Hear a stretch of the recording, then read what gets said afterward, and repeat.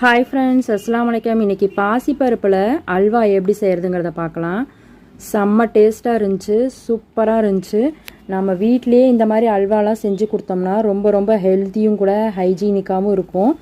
இப்போ இதற்கு ஃபஸ்ட்டு நான் பாசிப்பருப்பு இது ஒரு 150 கிராம் இருக்கும். 150 கிராம் போட்டு கழுவி போட்டு குக்கரில் ஒரு 3-4 விசில் விட்டு வேக வச்சுக்கலாம்.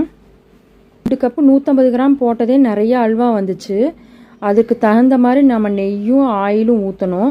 அப்படி இல்லைன்னா நீங்கள் 1 கப்பு கூட நீங்கள் போட்டுக்கோங்க. இது ரொம்ப சூப்பராக வந்துச்சு, எந்த மிஸ்டேக்கும் வரல. இதே மெத்தடில் நீங்கள் செஞ்சு பாருங்கள். இப்போ பாருங்கள், பாசிப்பருப்பு நல்லா வெந்துருச்சு. இதை மறுபடியும் நம்ம மிக்சியில் போட்டு நல்லா நைஸாக நம்ம அரைச்சிக்கணும். இந்தளவுக்கு நல்லா நைஸாக நம்ம அரைச்சிட்டு வந்துடலாம். நெக்ஸ்ட்டு வேறு ஒரு பாத்திரத்தில் நெய் ஒரு 2 டேபிள் ஸ்பூன் அளவுக்கு போட்டுக்கலாம். முந்திரி ஒரு 50 கிராம் அளவுக்கு போட்டிருக்கிறேன். நல்லா ஒன்றும் பாதியமாக நம்ம உடச்சி